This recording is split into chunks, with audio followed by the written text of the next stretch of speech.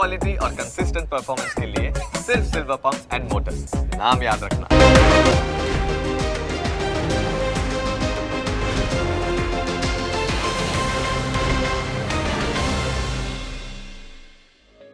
Opening capital ना प्रायोजक है ट्रेड बुल्स। अब ट्रेडिंग सबके बस की बात है।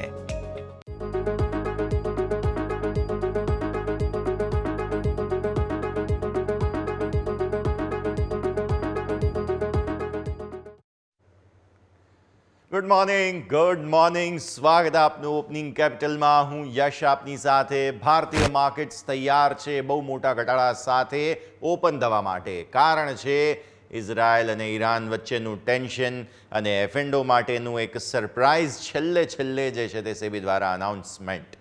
આ બધાની વચ્ચે ગ્લોબલ માર્કેટ્સમાં ઘણું બધું થઈ રહ્યું છે, એ બધું સમજીશું। પણ આવો પહેલાં હેડલાઇન્સ જોઈ લઈએ।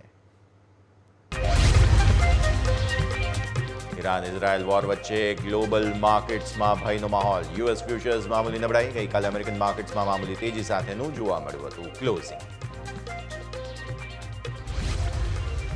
ગિફ્ટ નિફ્ટીમાં 200 અંકથી વધુની નબળાઈ। ડાઉ ફ્યુચર્સ 25 અંક નીચે। એશિયન માર્કેટમાં નિક્કાઈ 800 અંક ઉપર।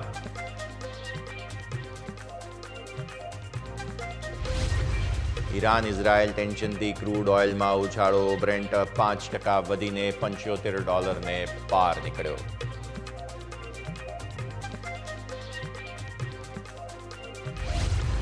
સેબીએ એફએન્ડો ટ્રેડિંગ માટે લગાવ્યા કડક નિયમો। એક સપ્તાહમાં એક જ એક્સચેન્જની માત્ર એક વીકલી એક્સપાયરી। 1 ફેબ્રુઆરીથી ઓપ્શન બાયરને અપફ્રન્ટ પ્રીમિયમ લાગુ। સપ્ટેમ્બરમાં 2% વધ્યો મારુતિનું સેલ્સ। હીરો મોટોકોર્પ 2 વ્હીલર વેચાણ 19% વધ્યું। આઈશરનું રોયલ એનફિલ્ડ સેલ્સ 11% વધ્યું।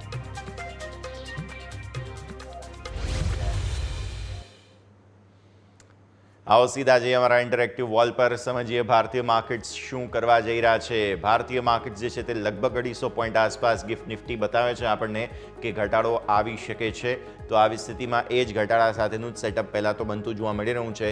પરંતુ આજના દિવસની શરૂઆત મારે 2 અલગ અલગ મુદ્દાઓ સાથે કરવી છે।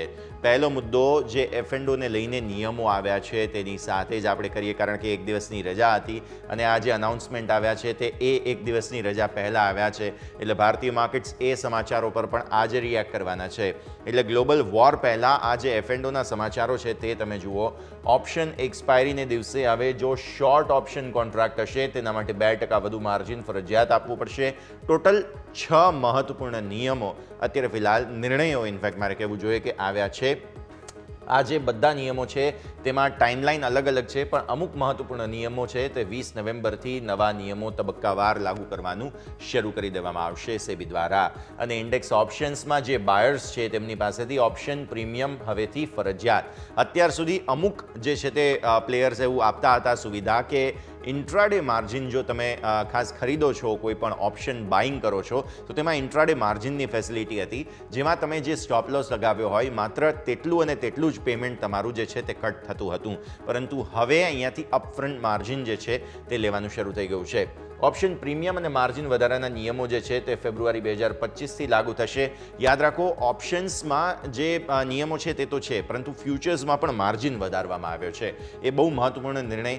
સાથે સાથે જે ઓપ્શન સેલર્સ છે તેમને હવે વધારે માર્જિન ચૂકવવું પડશે, કારણ કે લોટ સાઇઝ વધારવામાં આવી રહી છે, એટલે એ નિયમ આવશે। વીકલી એક્સપાયરી જતી રહેશે, એટલે આવી સ્થિતિમાં કયો ઇન્ડેક્સ કયા દિવસે કઈ એક્સપાયરી લાવે છે તે બધું જોવાનું રહેશે। એટલે એક સાથે જે સટ્ટાકીય પ્રવૃત્તિને પ્રોત્સાહન મળી ગયું હતું આ બધી જ સ્થિતિઓને કારણે તેને કંટ્રોલમાં લાવવા માટે સેબીએ નિયમો લાવ્યા છે। ડેરિવેટિવ્સ છે તેના માટે મિનિમમ ટ્રેડિંગ માટેની રકમ 5 લાખ રૂપિયાથી વધારીને 15 લાખ કરાઈ શકે છે। આ 15ને બદલે 20 લાખ પણ થઈ શકે છે। તો આવી સ્થિતિમાં ફ્યુચર્સ, ડેરિવેટિવ્સ આ બધા માટે થઈને નિયમો લાવવામાં આવી રહ્યા છે। એટલે જે ડેરિવેટિવ કોન્ટ્રાક્ટની એક્સપાયરી છે તેને ઘટાડીને સપ્તાહમાં માત્ર 1 એક્સપાયરી કરી દેવામાં આવી છે। મતલબ સાફ છે કે જે સટ્ટાકીય પ્રવૃત્તિ દરરોજ એક્સપાયરીને કારણે જોવા મળતી હતી તેને કંટ્રોલમાં લાવવાની કોશિશ। એક્સચેન્જીસ દ્વારા ઇક્વિટી ઇન્ડેક્સ ડેરિવેટિવ્સ માટે જે ઇન્ટ્રાડે પોઝિશન્સ છે તેની લિમિટ પર પણ હવે દેખરેખ રાખવા કહેવામાં આવી છે। આ નિયમ જે છે તે ફેબ્રુઆરી 2025થી લાગુ થવાનો છે। એટલે એ મોનિટરિંગ પણ અહીંયાથી તમને જોવા મળશે અને તેના કારણે થઈને સીધી અસર આ સમગ્ર જે વોલ્યુમ્સ છે તેના પર આવશે અને અલ્ટિમેટલી ભારતીય માર્કેટ્સની થોડી મેચ્યોરિટી આવશે, કેમ કે અત્યારે જે સ્પાઇક્સ તમને ઓલ ઓફ અ સડન આવતી જોવા મળે છે તે એવું બતાવે છે કે ભારતીય માર્કેટ્સમાં સ્પાઇક્સને કારણે સટ્ટો થઈ રહ્યો છે તે વાત બાકી, અને વિદેશી અમુક કંપનીઓ છે જે અહીંયાથી રિટેલ રોકાણકારોને નુકસાન કરાવી પોતે અલ્ગોરિધમિક જે છે તે કામકાજ કરી અને તેજી કરીને જતા હતા, અથવા તો કહો કે પ્રોફિટ કરીને જતા હતા. આવી સ્થિતિમાં આ નિયમો પરિવર્તિત કરવામાં આવ્યા છે. તો આ એક બહુ મહત્વપૂર્ણ ડિસિઝન્સ જે છે તે સામે આવી ચૂક્યા છે. હવે આવો તમે વિદેશી રોકાણકારોના સેટઅપ પર અને એ સેટઅપની સાથે સાથે ઇઝરાયલ અને ઈરાન યુદ્ધની થોડી વાત કરી લઈએ. ઇઝરાયલ અને ઈરાન આ બંનેની વચ્ચે તણાવો વધી ગયા ઓવર ધ વીકેન્ડ, આપણે આમ મિડ વીકેન્ડ એમ કહેવું જોઈએ આપણે. એ ટેન્શનને કારણે ગિફ્ટ નિફ્ટીનું રિએક્શન આવી ગયું. ઈરાને ઇઝરાયલ પર મિસાઇલ સ્ટ્રાઇક કરી છે. આવી સ્થિતિમાં ગ્લોબલ માર્કેટ્સે રિએક્ટ થોડું લિમિટેડ કર્યું છે, પણ ગિફ્ટ નિફ્ટીનું એકસાથે બધું રિએક્શન આજે નીકળશે, એટલે શરૂઆત બહુ મોટા ઘટાડા સાથે થશે. ત્યારે વિદેશી રોકાણકારોનું સેટઅપ સમજો તમે, બહુ હેવી સેલિંગ કરીને ગયા છે.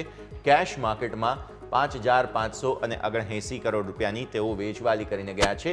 કેશ માર્કેટમાં ડીઆઈએસે સામે સારી ખરીદદારી અગેન કરી છે 4,609, પણ આપણે યાદ રાખીશું કે સ્મોલ કેપમાં એ દિવસે એટલે કે મંગળવારે બહુ સારી તેજી હતી, એટલે ડીઆઈએસે જે કંઈ પણ ફોકસ રાખ્યું છે તે સ્મોલ કેપ અને મિડ કેપ પર જ હજુ રાખ્યું હોય તેવું જોવા મળી રહ્યું છે. હવે આજે જ્યારે વધારે ઘટાડો આવશે ત્યારે જો રિકવરી આવે પણ છે તો પણ અહીંયા આપણે ફોકસ રાખીશું કે ડીઆઈએસ કઈ રીતે કામ કરે છે, કેમ કે જે લાર્જર સ્ટોક્સ છે નિફ્ટી 50ના તે સસ્તા ભાવે આજે મળશે. આવી સ્થિતિમાં ફ્યુચર્સમાં પણ તમે જુઓ તો નેટ તમે જુઓ છો કે ઓલમોસ્ટ અહીંયાથી 1495 કરોડની વેચવાલી છે, જેમાં 575 કરોડ રૂપિયા આસપાસના નિફ્ટીના ફ્યુચર્સ, 964 કરોડ રૂપિયા આસપાસના બેંક નિફ્ટીના ફ્યુચર્સ તેઓ વેચીને ગયા છે. એટલે આ સ્થિતિમાં સ્પષ્ટ વાત તમને અહીંયાથી જોવા મળી રહી છે. ફ્યુચર્સમાં વેચવાલી જોવા મળી રહી છે. અહીંયા તમે જુઓ છો ખાસ ફિન નિફ્ટીની અંદર એ દિવસે એક્સપાયરી હતી, બેંક નિફ્ટીની એક્સપાયરી હતી, એટલે આ આંકડો કમ્બાઇન્ડ. પછી હવે તમે આવો 81 કરોડ રૂપિયા આસપાસના મિડ કેપ સિલેક્ટ, અને સાથે સાથે આ તમે આંકડો જુઓ છો તે પણ તમને લિમિટેડ સેલિંગ બતાવી રહ્યું છે. હવે તમે આવો આ જે પર્ટિક્યુલર આંકડો છે તેના પર, એટલે કે 16,143 કરોડના ઓપ્શનના સેલિંગ પર આવો FII2 ઇમેજ તમને બતાવીએ. FII2 ઇમેજથી તમને સમજવા મળશે કે જે ઓપ્શન સાઇડનું એક્શન છે આ છે તમારા સ્ક્રીન પર, જેમાં 16,143 કરોડ રૂપિયા આસપાસના તમે જુઓ છો તેમના દ્વારા ઓપ્શન્સ વેચવામાં આવ્યા. તેમાં 12,623 કરોડના નિફ્ટીના ઓપ્શન્સ ખરીદવામાં આવ્યા છે. પહેલાં તમે ખાસ જુઓ, કેમ કે એમને કંઈક અંદાજો હતો કે અહીંયા બહુ મોટો ઘટાડો આવી શકે છે ને એટલા માટે જ કદાચ ઓપ્શનમાં બાઇંગ તેમના તરફથી થયું છે. આજે એક્સપાયરી પણ છે નિફ્ટીની સામે. બેંક નિફ્ટીના ઓપ્શન્સ તેઓ લિમિટેડ વેચીને ગયા છે. દિવસ એક્સપાયરીનો હતો પણ એમને હેવી એક્શન જે છે તે અહીંયા ફિન નિફ્ટીમાં કર્યું. 29,112 કરોડના ઓપ્શન્સ તેઓ વેચીને ગયા છે. સામે 1234 કરોડના ઓપ્શન્સ તેમણે મિડ કેપ સિલેક્ટમાં ખરીદ્યા છે અને 5.38 કરોડના નેક્સ્ટ 50માં. એટલે એમને અંદાજો હતો જ કે આવું કંઈક થવાનું છે અને એટલા માટે જ તેઓએ ઓપ્શનનું બાઇંગ કર્યું છે. મોટાભાગે પુટ જો કંઈ પણ ખરીદ્યા હોય તો તેના ઉપર આપણે નજર રાખીશું. હવે સ્ટોક ફ્યુચર્સ અને ઓપ્શન્સ પર નજર કરી લો. સ્ટોક ફ્યુચર્સમાં 1208 કરોડનું સેલિંગ અને સ્ટોક ઓપ્શન્સમાં પણ 2381 કરોડ આસપાસનું સેલિંગ તમને જોવા મળે છે. વિક્સ તમે જોઈ લો 12 પર ઓલમોસ્ટ ક્લોઝ થયો છે. તે દિવસે તો ઘટાડો તમને જોવા મળેલો હતો, બટ સ્ટીલ જોઈશું આપણે. અને નિફ્ટી છે અહીંયા 25,800 ને નીચેનું ક્લોઝ. 300-250 પોઈન્ટ આસપાસના ઘટાડાને કારણે સીધા પોસિબલ છે ઓલમોસ્ટ 25,550-600 આસપાસનું તમારું ઓપનિંગ થાય. તો આ છે વિદેશી રોકાણકારોનું સેટઅપ અને ગિફ્ટ નિફ્ટીના ઇન્ડિકેશન્સ. આવો એક ક્વિક બ્રેકનો વિલાલ સમય થઈ ગયો છે. બ્રેક લઈ લઈએ અને બ્રેક બાદ નિફ્ટી અને બેંક નિફ્ટીના આજના સેટઅપની આપણે ચર્ચા કરીશું.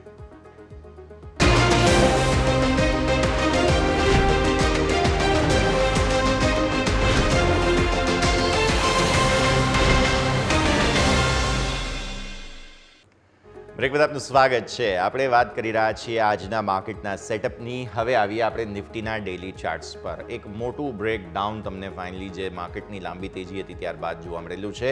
એ હતો શુક્રવાર, ત્યારબાદ સોમવાર, મંગળવાર, ત્રણેય દિવસે તમે જુઓ છો આ જે પરિસ્થિતિ અહીંયાથી 3 દિવસના ચાર્ટ્સ, અને ઇનફેક્ટ આજે પણ મૂડ ખરાબ જ થવાનો છે. એટલે આ જે સુપર ટ્રેન્ડ છે તમે ડેલી ચાર્ટ્સ પર સુપર ટ્રેન્ડ ફાઇનલી તોડી રહ્યા છો.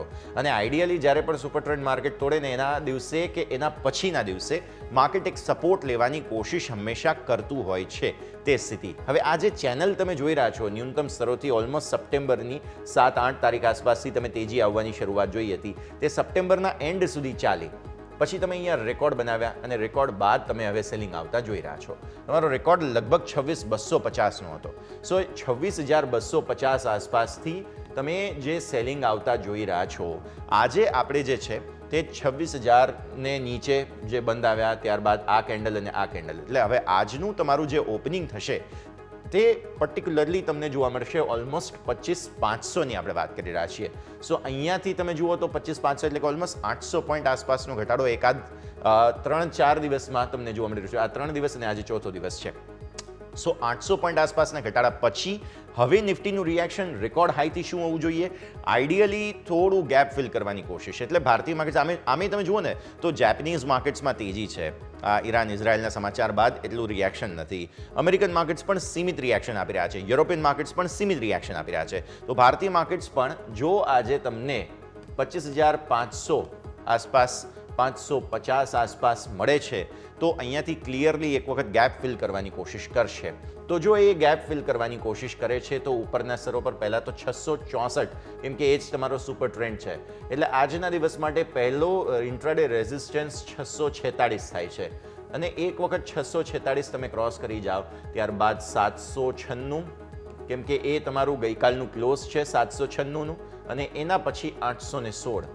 આ તમારા લેવલ ક્લિયર થઈ ગયા ઉપરના તરફના. એક વખત આજે જે ઘટાડો આવે ત્યારબાદ આ 3 લેવલ્સ ઉપરના તરફના સ્પષ્ટ આપણને જોવા મળી રહ્યા છે.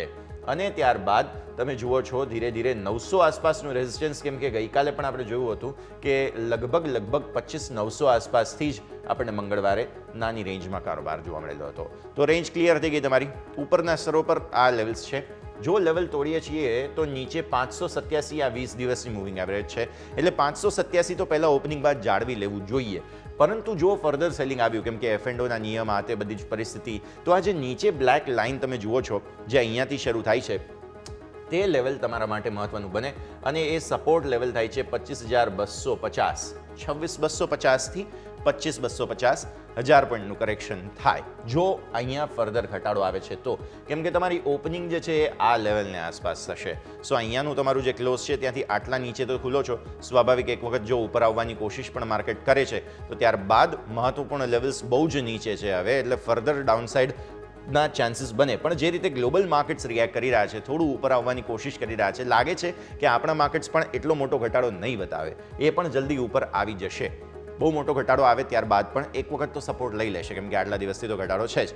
સો આવી સ્થિતિમાં એફએન્ડોના નિયમો અને જીઓપોલિટિકલ ટેન્શન આ બંનેનું રિએક્શન એકસાથે માર્કેટ આપી દે, સેટલ થઈ જાય ત્યારબાદ જગ્યા તો જરૂર બને છે. 15 મિનિટના ચાર્ટ પર જોઈ લઈએ કે મંગળવારે શું થયું હતું. આ છે મંગળવારના ચાર્ટ્સ. તમારા સ્ક્રીન પર તમે જુઓ છો કે દિવસની શરૂઆત થઈ, તેજી લાવવાની કોશિશ થઈ અને ત્યારબાદ શાર્પ સેલિંગ આવતું તમને જોવા મળેલું હતું. અને આપણે એ પણ જાણીએ છીએ કે પુટ જે છે તેનું બાઇંગ કરીને ગયા છે વિદેશી રોકાણકારો. અહીંયા તમે પછી જોયું કે તેજી આવી તો પણ ફરી એકવાર મંદી, ફરી તેજી તો ફરી એકવાર સેલિંગ. એટલે કે જેટલી પણ વખત ઉપર મજબૂતી આવી હતી ત્યાં તુરંત જ સેલિંગ તમને આવતું જોવા મળેલું છે. છેલ્લે થોડા રિકવર થઈ અને તમે ક્લોઝ થયા છો. આવી સ્થિતિમાં નાની રેન્જમાં કારોબાર આજના દિવસે શરૂઆતમાં જે છે તે ખાસ રિએક્શન આપી દે ત્યારબાદ જોવા મળે તો પણ નવાઈ નહીં, કેમ કે કન્સોલિડેશનની પણ જરૂર છે માર્કેટને. આટલા બધા જે રિએક્શન છે તે બાદ આવો ઓપન ઇન્ટરેસ્ટની વાત કરી લઈએ. ઓપન ઇન્ટરેસ્ટના હિસાબથી તમારા માટે બહુ જ મહત્વપૂર્ણ જગ્યા બનતી જોવા મળી રહી છે તે છે આ 26,000. કારણ કે 26,000 પર કોલ રાઇટર્સે પૂરેપૂરું જે છે તે હવે દમ લગાવી દીધો. એટલે આવી સ્થિતિમાં સીધા તમે ઓપન જ હવે અહીંયા થવાના છો 500, 550 આસપાસ. સો આ બધા જ પુટ રાઇટર્સ આ જેટલા પણ હતા એ બધા, ઇનફેક્ટ હું એમ કહું કે પુટ રાઇટર્સ કરતાં હવે આ પુટ બાયર્સ વધારે રહેશે, કેમ કે તમને યાદ હોય તો વિદેશી રોકાણકારો પૈસા નાખીને ગયા છે. નિફ્ટીમાં પર્ટિક્યુલરલી ઓપ્શન બાય કરીને ગયા છે. સો એ જો ઓપ્શન બાય કરીને ગયા છે એ પણ એક ટાઈમે જો વેચવા આવશે તો પણ તમારા પ્રીમિયમ ઘટી જશે. તો આ સ્થિતિને પણ ખાસ તમે ધ્યાન પર રાખો. કોલમાં મેજર ઓપન ઇન્ટરેસ્ટ તમને અહીંયા જે જોવા મળી રહ્યું છે તે છે આ 25,800. આજે ઇન્ટ્રાડે 25,800 જે છે તે સીલિંગ લાગે છે ન્યૂનતમ સ્તરોથી. એક વખત જો સપોર્ટ લઈને આવીએ તો એક્સપાયરીનો દિવસ છે. આવી સ્થિતિમાં 25,800 ટેમ્પરરીલી આ જે છે તે લક્ષ્મણ રેખા બનશે તેવું લાગી રહ્યું છે. ઘટાડો આવે 500, 550થી રિકવરી કોઈ પણ આવે છે તો 750 સુધીમાં ઠંડી પડી જવી જોઈએ રિકવરી. સો તમારા માટે 750 થી 550ની આ રેન્જ બની જાય છે આજના દિવસ માટે.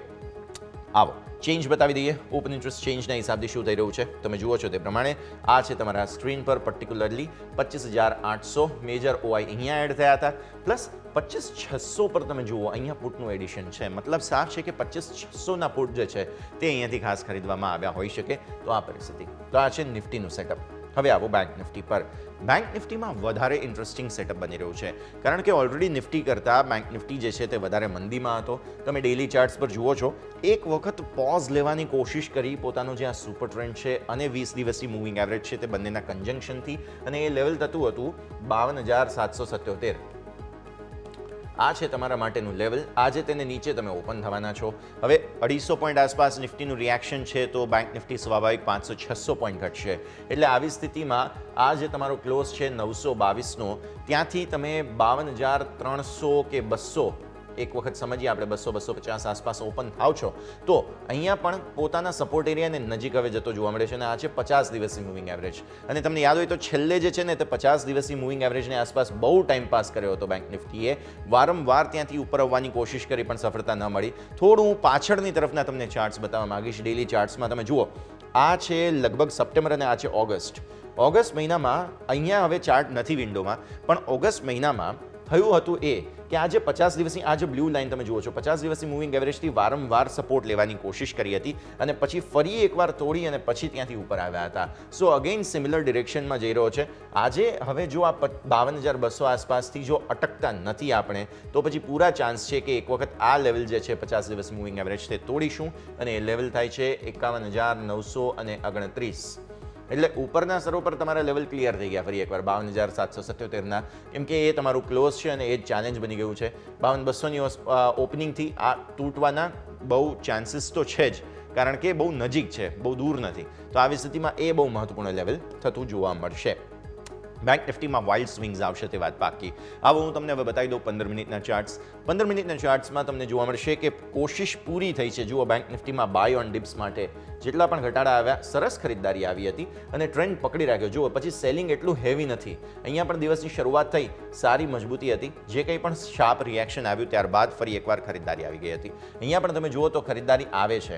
ન્યૂનતમ સ્તરો પર ફરી એકવાર જે છે તે તેજી લાવવાની કોશિશ થઈ રહી છે. સો અહીંયા અત્યારે ફિલહાલ ઓલરેડી નિફ્ટી કરતાં રિએક્શન થોડું વધારે આવી ચૂક્યું છે. પ્લસ તમે જુઓ છો કે અહીંયા કરેક્શન આવી ગયા બાદની સ્થિતિ છે. તો આવી સ્થિતિમાં પૂરા ચાન્સ છે બેંક નિફ્ટી એક વખત સપોર્ટ લેવાની કોશિશ કરે, 52,000 તોડ્યા બાદ એક વખત અટકવાની કોશિશ કરે તો એ જગ્યા અહીંયા ખાસ બને છે. ઓપન ઇન્ટરેસ્ટની વાત કરી લઈએ.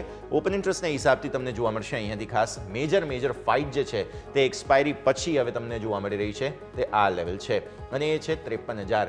53,000 પર તમને જોવા મળે છે કોલ પુટ બંને છે. આવી સ્થિતિમાં અહીંયા તમે જુઓ છો હવે 52,500ને પણ નીચે તમે ઓપન થવાના છો એટલે 52,100 52,200 આસપાસ બહુ મહત્વપૂર્ણ જગ્યા તમારા માટે બનશે. પુટ રાઇટર્સ ત્યાં શું કરે છે તે આપણે ખાસ જોવાનું. પ્લસ આ જે ચેલેન્જ છે 53,500ના કોલ રાઇટર્સને આજે બહુ જ મજા પડી જવાની છે, કેમ કે શરૂઆતમાં જ અહીંયા એક્શન આ રીતે બનતું જોવા મળી રહ્યું છે. તો આપણે વાત કરી નિફ્ટી બેંક નિફ્ટી બંનેની. આવો એક ક્વિક બ્રેકનો સમય. બ્રેક બાદ આપણે ચર્ચા કરીશું આપણા એક્સપર્ટ સાથે, જે જીઓપોલિટિકલ ટેન્શન, એફએનઓના રૂલ્સ, ઘણું બધું ચર્ચા આજે કરવાની છે. પ્લસ મારા સહયોગી યોમિક પણ આપણી સાથે જોડાશે. ચર્ચા કરી બ્રેક બાદ.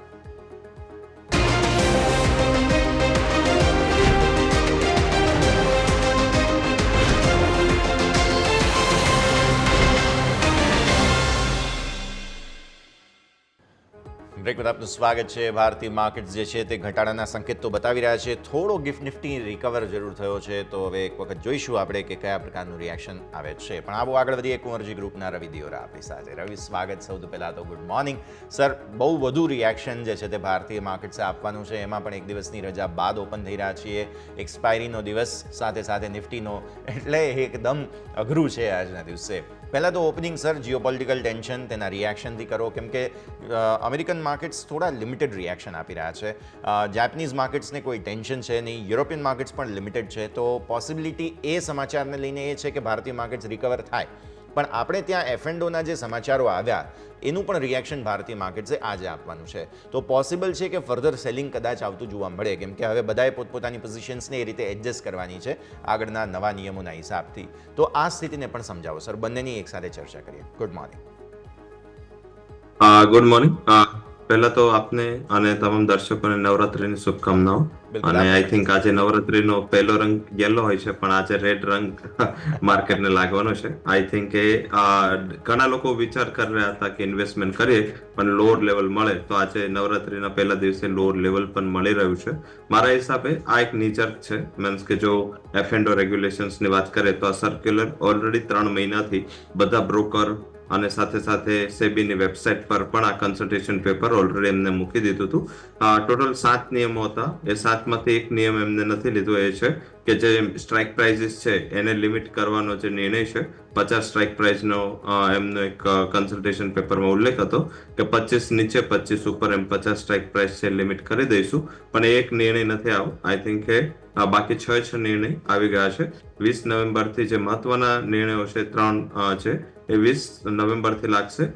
બાકીના જે છે એ ફેબ્રુઆરીથી 2 નિયમો અને એક નિયમ છે જે સ્નેપશોટનો છે, 4 સ્નેપશોટ રાખવાના છે તારીખની પોઝિશનના, એ 1 મે થી આવવાનું છે. આઈ થિંક આ સ્નેપશોટ વાળો જે નિયમ છે તો એક્સચેન્જીસને વધારે લાગશે, એમને ડેટા સ્ટોરેજ અને જગ્યા એ વધુ લેવી પડશે.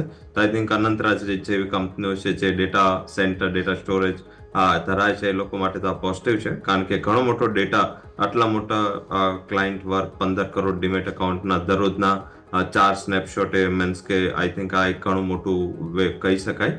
સેકન્ડ જે છે કે વીકલી જે ઓપ્શન એક્સપાયરીનો જે લિમિટ કરવાની છે એમાં એક એક્સચેન્જ એક એક્સપાયરી, એ રીતે જે નવો નિયમ છે આધારે એવું લાગી રહ્યું છે કે કોઈ વધારે ચિંતા કરવાની જરૂર નથી. આઈ થિંક નિફ્ટી 50 જે આપણે 1.5-2 વર્ષ પહેલા જે સિચ્યુએશન પર હતા, જ્યાં આપણે દર ગુરુવારે નિફ્ટીની એક એક્સપાયરી જોતા હતા, સેન્સેક્સ તો પછી આવ્યું, પહેલા ખાલી નિફ્ટી વીકલી ઓપ્શન એક્સપાયરી હતી ત્યારે પણ આપણે ખુશ થયા હતા. આજે દુઃખી છે કારણ કે આપણે દરરોજ કોઈ એક્સપાયરી હતી 5 દિવસ, હવે 2 એક્સપાયરી, અત્યારે બીએસસી અને એનએસસી બંનેની, સેન્સેક્સ અને નિફ્ટી, શાયદ નિફ્ટીની જગ્યાએ બેંક નિફ્ટી હોય, પણ આ 3 એક્શનમાં આ 3 જે ઇન્ડાઇસીસ છે એમાંથી 2 ઇન્ડાઇસીસ ક્લિયર છે.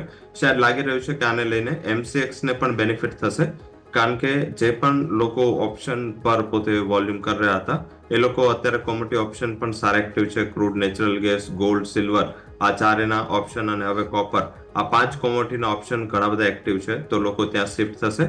સેકન્ડ છે કે એમસીએક્સ નો પણ પોતાનો ઇન્ડેક્સ છે, એમસીએક્સ 40. આઈ થિંક આ પણ એમસીએક્સ માટે એક સુવર્ણ તક છે, એ લોકો પણ આમાં મીન્સ કે પાર્ટિસિપેટ કરશે. લોકોને તો કંઈ નથી, કારણ કે એ તો લોકો જે સેન્સેક્સમાં પણ કોઈ જોતું નહોતું, એ સેન્સેક્સ હાલમાં સૌથી મોટો લિક્વિડ કોન્ટ્રાક્ટ થઈ ચૂક્યો છે, તો મારા હિસાબે એમસીએક્સ ને આનો ડાયરેક્ટ બેનિફિટ થશે. બીએસસી અને જે ડિસ્કાઉન્ટ બ્રોકર છે કે જે લોકોનું જે કામ જ છે કે ડેરિવેટિવ માર્કેટમાંથી રોજ એક્સપાયરીમાંથી ઇન્કમ લેવાનું હેજ ફંડ્સ છે, આ લોકોને ડેફિનેટલી લોસ થશે, ઇન્કમ લોસ થશે, કારણ કે આ એક મોટો નિર્ણય છે. સાથે માર્જિન્સ પણ વધવાના છે. કેલેન્ડર સ્પ્રેડ માર્જિનના જે બેનિફિટ હતા એ હટાવી લેવામાં આવ્યા છે. આઈ થિંક આ બધા જે રેગ્યુલેશન છે એ 6 રેગ્યુલેશન જે છે એમાંથી મને એવું લાગી રહ્યું છે કે જે વીકલી ઓપ્શન હટાવવાનું નિર્ણય વધારે ઇમ્પોર્ટન્ટ છે. બાકી તો આઈ થિંક 2% વધુ માર્જિન લોકો કરી શકે એવી સક્ષમ પરિસ્થિતિમાં છે, કારણ કે જો પ્રોફિટ મળતો હોય તો 2% વધુ માર્જિન કોઈ મેજર ઇસ્યુ નથી. અને સાથે મેજર એ છે કે જે ઘણા લોકો વીકલી સ્પ્રેડ કરતા હતા એ વીકલી સ્પ્રેડ બંધ થશે. અને આઈ થિંક કે જે ઘણીવાર આપણે વાત પણ કરી હતી કે આપણે ઘણીવાર ચર્ચા પણ કરતા હોય છે કે એક્સપાયરીના હિસાબે આજે વોલ્ટાલિટી આવી, એ જે એક્સપાયરીના હિસાબે વોલ્ટાલિટી હતી એ વોલ્ટાલિટી ઘટશે. આ વોલ્ટાલિટી ઘટશે તો પ્રીમિયમ પણ ઘટશે, અને પ્રીમિયમ ઘટશે તો જો રેટ ઓફ રિટર્ન ઘટશે અને સામે ફાઇનાન્સ વધુ જોઈશે, તો આઈ થિંક આ એક બહુ મોટો માર પડશે. જે લોકોની ઇન્કમ જ આ છે, તો બેઝિકલી આ છે લોકલ અને ડોમેસ્ટિક જે રેગ્યુલેશન ચેન્જ. ગ્લોબલ માર્કેટમાં પણ ઘણા પરિવર્તન છે. ગ્લોબલ માર્કેટમાં પર્ટિક્યુલર છે મેજર ઇઝરાયલ અને ઈરાન વચ્ચે ડાયરેક્ટ હવે યુદ્ધના પણ કર વાગી રહ્યા છે. અને આઈ થિંક કે ઇઝરાયલના રક્ષા મંત્રી તરફથી પણ બહુ નેગેટિવ કમેન્ટ હતું કે આઈધર ઇઝરાયલ રહેશે કે ઈરાન રહેશે. તો આઈ થિંક કે પર્ટિક્યુલર આ સિચ્યુએશન ટેન્સ છે, અને મીન્સ કે જો એના ઓઇલ કેપેસિટી ઉપર કે એના પરમાણુ સ્ટેશન્સ પર જો કોઈ પણ હુમલો થાય છે, મારા હિસાબે આ એક બહુ નેગેટિવ ફેક્ટર હોઈ શકે ને ઇઝરાયલ કરી શકે એવી સક્ષમ પરિસ્થિતિમાં જ પણ છે. ઇઝરાયલ જવાબ આપશે. આઈ થિંક ઇઝરાયલ એવું કન્ટ્રી છે કે જે આન્સર મીન્સ લાસ્ટ એનું હોવું જોઈએ ને ફર્સ્ટ પણ એનું હોવું જોઈએ, તો ફર્સ્ટ તો એનો હતો નહીં, હવે લાસ્ટ એ પોતે જ કમ્પ્લીટ કરશે. તો મારા હિસાબે હજી પણ એના હિસાબે ક્રૂડના પ્રાઇસીસ $4 વધ્યા છે જ્યારે આપણે બંધ થયા લાસ્ટ ટ્રેડિંગ સેશન અત્યારે, અને હજી પણ આજે પણ 1% ઉપર છે. તો મારા હિસાબે ક્રૂડના પ્રાઇસ એક મોટું સિચ્યુએશન છે. સાથે જે સૌથી બીજો નેગેટિવ પોઈન્ટ છે જે હાલમાં ડિસ્કસ નથી થઈ રહ્યો એ છે અમેરિકન વર્કર્સની સ્ટ્રાઇક. 50,000થી વધારે અમેરિકન વર્કર્સ છે જે ઈસ્ટ કોસ્ટ પર છે અને પોર્ટમાં કામ કરે છે, એ લોકો સ્ટ્રાઇક પર છે. અને આ મીન્સ કે 54 વર્ષની સૌથી મોટી સ્ટ્રાઇક છે. હવે જો આ જલ્દીથી સ્ટ્રાઇકને હટાવી નથી લેવામાં આવતી કે જલ્દીથી આનું સમાધાન નથી નીકળતું, તો મારા હિસાબે જે આપણો ટ્રેડ છે કે ઘણી બધી કન્ટ્રીઝનો યુએસનો જે ટ્રેડ છે એમાં બહુ મોટા વિક્ષેપ આવશે. આઈ થિંક આ એક થોડું ફેક્ટર હજી પણ જોવાનું છે. જ્યારે આપણે ઇજિપ્તમાં પણ જોયું હતું કે જે એના કેનાલમાં એક શિપ અટકું હતું અને ત્યારે ગ્લોબલ માર્કેટમાં જે કોમોડિટી પ્રાઇસીસ ઉછળ્યા હતા, આઈ થિંક આ પણ એક ફેક્ટર છે જ્યાં તમારે ફોકસ રાખવાનું છે. તો ઘણા બધા જે ફેક્ટર છે જેની શરૂઆતી દોર પર ઇમ્પેક્ટ આવશે, પણ મને એવું લાગી રહ્યું છે કે જો જે રીતે ગિફ્ટ નિફ્ટી ટ્રેડ કરી રહી છે, જો 250-300 પોઈન્ટ જો ગેપ ડાઉન થઈ જાય છે નિફ્ટીનું, તો મારા હિસાબે પછી જગ્યા નથી બચતી, પછી તમારે ત્યાં સેલ અથવા અવોઇડ કરવું જોઈએ. ક્લિયર. તો પછી આ લેવલ્સ ખાસ તમારે ધ્યાન પર રાખવા જરૂરી બને છે, નજર રાખવાની રહેશે. આવો આગળ વધીએ અને હવે સ્ટોક સ્પેસિફિક પહેલાં તો વોચ લિસ્ટ જાણી લઈએ. આજે કયા કયા સ્ટોક્સ ધ્યાન પર રાખવા જોઈએ. મારા સહયોગી યોમિક આપણી સાથે જોડાઈ રહ્યા છે. યોમિક, ગુડ મોર્નિંગ. જણાવો કયા કયા સ્ટોક્સ આજે ખાસ ફોકસમાં, દિવસ એક્સપાયરીનો છે અને બહુ જ ક્રુશિયલ આજનો દિવસ રહેવાનો છે. જી યસ, ગુડ મોર્નિંગ. આજના સ્ટોકની સૌપ્રથમ હું શરૂઆત કરવા માંગીશ તો મેનકાઇન્ડ ફાર્માથી. મેનકાઇન્ડ ફાર્મામાં સમાચાર છે કે સીસીઆઈ તરફથી ભારત સિરમના અધિગ્રહણને તેઓ અહીંયાથી મંજૂરી આપી દીધી છે અને જુલાઈ 2024માં શેર પરચેસ એગ્રીમેન્ટ આજે કરવામાં આવ્યું હતું એના માટે, અને કંપનીએ ભારત સિરમ એન્ડ વેક્સિનમાં 100% હિસ્સો અહીંયાથી તેઓ ખરીદ્યો હતો. એટલે આ એક અપડેટ આવી છે મેનકાઇન્ડ ફાર્મા માટે. Next Zydus life. તો યુએસ FDA દ્વારા અહીંયાથી તેમને જે દવા છે તેના માટે 40 અને 80 mgના ઉત્પાદનને એક શરતી મંજૂરી અહીંયાથી તેમને આપવામાં આવી છે અને આ જે દવાનો ઉપયોગ સ્પેસિફિક જે પ્રોસ્ટેટ કેન્સર છે એના માટે અહીંયાથી કરવામાં આવે છે. એટલે ઝાયડસ લાઈફ અને મેનકાઇન્ડ ફાર્મા આ બંને ફાર્મા કંપની છે કે જેની ઉપર આજે ફોકસ રહેશે. નેક્સ્ટ વાત કરવા માંગીશ તો અશોકા બિલ્ડકોન. અશોકા બિલ્ડકોનમાં સમાચાર છે કે MMRDA તરફથી કુલ ₹474.10 કરોડનો અહીંયાથી ઓર્ડર મળ્યો છે કંપનીને. એટલે કે કલ્યાણથી પૂના લિંક એલિવેટેડ રોડ અહીંયાથી કંપની બનાવતી જોવા મળશે અને અન્ય બીજા 2 પ્રોજેક્ટ પણ અહીંયાથી ઓર્ડર મળ્યા છે કંપનીને, જે કમ્બાઇન્ડ વેલ્યુ ₹1,264 કરોડ અહીંયાથી જોવા મળી છે, જેના માટે ખાડી પર તેઓથી 2 બ્રિજ બનાવતી જોવા મળશે કંપની. એટલે કે અશોકા બિલ્ડકોન માટે અહીંયાથી પોઝિટિવ વાત છે કે એમને ઓર્ડરમાં સારો ગ્રોથ જોવા મળી શકે છે. Next Eicher motors. હવે સ્વાભાવિક છે કે 1 સપ્ટેમ્બરે ઓટોના આંકડા આવ્યા હતા, તો એની આપણે જે એક વખત ડિસ્કસ કરી લઈએ કે આઈસર મોટર્સના રોયલ એનફિલ્ડનું જે અનુમાન હતું વેચાણ સેલ્સ એનાથી ઘણું સારું આવ્યું છે, જે 11% વધીને 86,978 યુનિટ આવ્યું છે. આ જ વસ્તુ આપણે જે લાસ્ટ ટાઈમ આંકડો આવ્યો હતો લાસ્ટ મંથ જે નેગેટિવમાં આવ્યો હતો રોયલ એનફિલ્ડનો, એટલે સારી વાત છે. બીજું કે સપ્ટેમ્બર 2023માં 78,580 યુનિટ હતું, જેની સરખામણીમાં આ ફેરી સારો એવો આવ્યો છે ગ્રોથ. બીજું કે એક્સપોર્ટ કંપનીનો 77% ગ્રોથ થયો છે અને સપ્ટેમ્બર 2023માં એક્સપોર્ટ 4,319 યુનિટ હતું, જે વધીને આપણને 77% ગ્રોથ થઈને 7,652 યુનિટ પર જોવા મળે છે. નેક્સ્ટ વાત કરવા માંગીશ તો હીરો મોટોકોર્પ. હીરો મોટોકોર્પમાં પણ તેમના સેલ્સમાં સારો એવો ગ્રોથ જોવા મળે છે. ઓલમોસ્ટ 19% ગ્રોથ અહીંયાથી તેઓ બતાવે છે અને જેની સાથે કુલ સેલ્સ તેમનું 6.37 લાખ યુનિટ જોવા મળ્યું છે, જે સપ્ટેમ્બર લાસ્ટ ટાઈમ આપણને 5.36 લાખ યુનિટ જોવા મળ્યું હતું. બીજું કે ઘરેલું વેચાણ કંપનીનું 18.6% વધીને 6.16 લાખ યુનિટ થયું છે અને એક્સપોર્ટ કંપનીનું 22% નજીક આપણને અહીંયાથી ગ્રોથ જોવા મળ્યો છે, જે 20,344 યુનિટ દર્શાવે છે. નેક્સ્ટ મારુતિ. તો મારુતિમાં પણ જે નંબર છે સારા એવા આવ્યા છે કે એમની જે કુલ સેલ્સ છે 1.9% વધીને 1.84 લાખ યુનિટ આવ્યું છે. એમનું જે સ્થાનિક વેચાણ એમાં થોડીક નિરાશા જોવા મળી છે કે જેમાં 1.15% અહીંયાથી આપણને ડિક્લાઇન જોવા મળ્યું છે. 1.57 લાખ યુનિટ તેઓ અહીંયાથી સેલ કર્યા છે. અને બીજું કે સ્થાનિક કાર વેચાણની વાત કરું તો એમાં આપણને 3.9%નો ઘટાડો જોવા મળ્યો છે અને એક્સપોર્ટ સારું એવું જોવા મળ્યું છે કે જેમાં 23%નો આપણને ગ્રોથ જોવા મળ્યો છે અને 27,728 યુનિટ પર જોવા મળ્યું છે. નેક્સ્ટ વાત કરવા માંગીશ તો ડાબર. કે હવે સ્વાભાવિક છે કે Q2ની સિઝન આવી ગઈ છે, તો દરેક કંપનીને અપડેટ આવવા લાગી છે. સૌથી પહેલાં હું ડાબરની વાત કરવા માંગીશ કે દેશભરમાં તેઓ જે પૂર અને અતિવૃષ્ટિના કારણે એક એમને જે સેલ્સમાં તેઓ ઇમ્પેક્ટ આવી શકે એવું એક એમનું કહેવું છે. બીજું કે બેવરેજીસના સેલ્સમાં પણ એક મોટી અસર અહીંયાથી તેઓ એક અનુભવ કરી રહ્યા છે. અને બીજું કે કંપનીના નફા અને માર્જિન અને સાથે સાથે વેચાણ પર પણ અહીંયાથી થોડીક અસર જોવા મળી શકે છે. અને જે કંપનીનું જે બાદશાહ મસાલાના જે મસાલામાં ગ્રોથ સારો એવો યથાવત રહેશે એવું એમનું કહેવું છે અને સાથે સાથે ડબલ ડિજિટ ગ્રોથની પણ તેઓ અહીંયાથી અપેક્ષા રાખી રહ્યા છે. નેક્સ્ટ મેરિકોના અપડેટની વાત કરીશું. મેરિકોમાં અપડેટ છે કે Q2માં એમની માંગ છે યથાવત રહેશે, સ્થિર. બીજું કે જે શહેરી સરખામણીમાં રૂરલ એટલે કે ગ્રામીણ વિસ્તારમાં હજુ પણ ડિમાન્ડ સારો સુધરી રહી છે. સતત 3 ત્રિમાસિક સમયથી એમની જે ડિમાન્ડ છે રૂરલમાં એ સારી એવી વધી રહી છે, જે એક પોઝિટિવ વાત છે. બીજું કે ઘરેલું માર્કેટમાં તેઓ જે મિડ સિંગલ ડિજિટનો તેઓથી વોલ્યુમ ગ્રોથની અપેક્ષા રાખી રહ્યા છે. અને બીજું કે નાણાકીય વર્ષ 2025માં તેઓ ડબલ ડિજિટ ગ્રોથનું પણ અહીંયાથી અનુમાન રાખી રહ્યા છે. નેક્સ્ટ વાત કરવા માંગીશ તો સાઉથ ઇન્ડિયન બેંકની અપડેટ આવી છે. સાઉથ ઇન્ડિયન બેંકની અપડેટ કહી રહ્યું છે કે એમની જે ગ્રોસ એડવાન્સીસ હોય તે આપણને ₹74,947 કરોડ હતા, તેનાથી 13% તેઓ વધારે એક્સપેક્ટેશન રાખી રહ્યા છે અને 84,741 કરોડ તેઓ જોઈ રહ્યા છે. બીજું કુલ ડિપોઝિટ જે 97,000 કરોડ હતું તેમાં 8.6% ગ્રોથ સાથે તેઓ 1.05 લાખ કરોડ તેઓ અહીંયાથી એક્સપેક્ટેશન રાખી રહ્યા છે. એટલે ઓવરઓલ દરેક કંપની છે કે જેની અપડેટ આપણને જોવા મળી છે, સાથે સાથે કે ફાર્મા કંપનીમાં આપણને અપડેટ જોવા મળી છે. અને બીજું સ્વાભાવિક છે કે આજે ગુરુવાર છે એટલે કે નિફ્ટીની વીકલી એક્સપાયરી છે કે જેની ઉપર તમારો ફોકસ હોવું જોઈએ અને આ દરેક સ્ટોક છે કે જે તમારે ધ્યાન પર રાખવા જરૂરી છે. Over to yes. ઓકે, તો એક્શન ભરપૂર આ બધા જ કાઉન્ટર્સમાં આજે જોવા મળશે, નજર રાખીશું. યોમી, ખૂબ ખૂબ આભાર આપનો અમારી સાથે જોડાવા માટે થઈને. પ્રી ઓપનિંગ બિટ્સ આવવા લાગ્યા છે. 0.5%નો ઘટાડો અત્યારે ફિલહાલ 300 પોઈન્ટ આસપાસનું રિએક્શન આપી રહ્યો છે. નિફ્ટી અને સેન્સેક્સમાં પણ તમે જુઓ તો રિએક્શન જે છે તે અત્યારે ફિલહાલ આવતું જોવા મળી રહ્યું છે. તે છે લગભગ 0.5% આસપાસનું, અપ્રોક્સ 1350 પોઈન્ટ્સ આસપાસ. એટલે મોટા ઘટાડા સાથે ખુલીશું તે વાત તો પાકી.